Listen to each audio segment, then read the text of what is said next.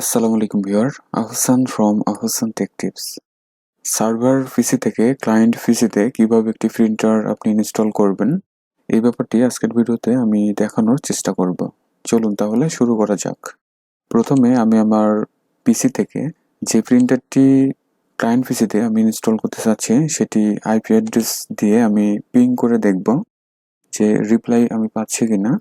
তো এর জন্য আমরা উইন্ডোজ কি এবং আর প্রেস করব, দেন রানে এসে পিং লিখে আমাদের প্রিন্টারের আইপি অ্যাড্রেসটি এখানে দিয়ে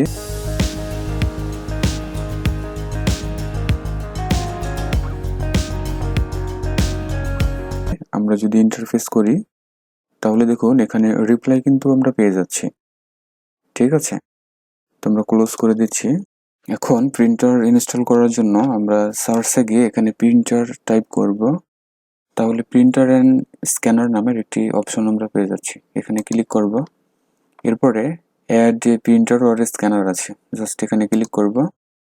তাহলে দেখুন আমার এইচপি প্রিন্টারটি আমি পেয়ে যাচ্ছি।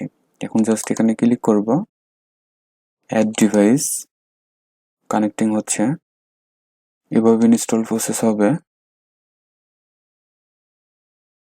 তাহলে দেখুন রেডি নামের একটি মেসেজ কিন্তু আমরা পেয়ে যাচ্ছি।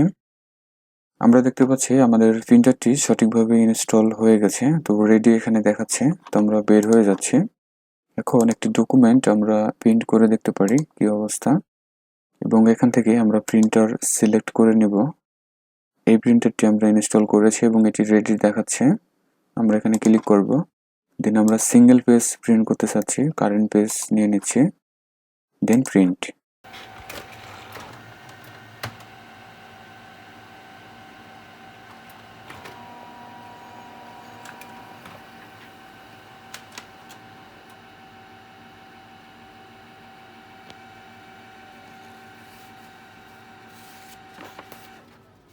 তাহলে আমরা দেখলাম যে সার্ভার পিসি থেকে একটি প্রিন্টার কিভাবে ইনস্টল করতে হয় এবং একটি ডকুমেন্ট বা যে কোনো ডকুমেন্ট আমরা কিভাবে প্রিন্ট করতে পারি। এবং ইনস্টলকৃত ওই প্রিন্টারটি পুনরায় দেখার জন্য আমরা যদি সার্চে গিয়ে আবারও প্রিন্টার লিখি, দেন প্রিন্টার্স অ্যান্ড স্ক্যানার্স ইন্টারফেস, তাহলে এখানে দেখুন ওই প্রিন্টারটি কিন্তু শো করবে। অর্থাৎ আমার যতগুলো ডিভাইস এখানে কানেক্টেড করা থাকবে বা ইনক্লুড থাকবে তার একটি লিস্ট কিন্তু এখানে ডিসপ্লে হবে।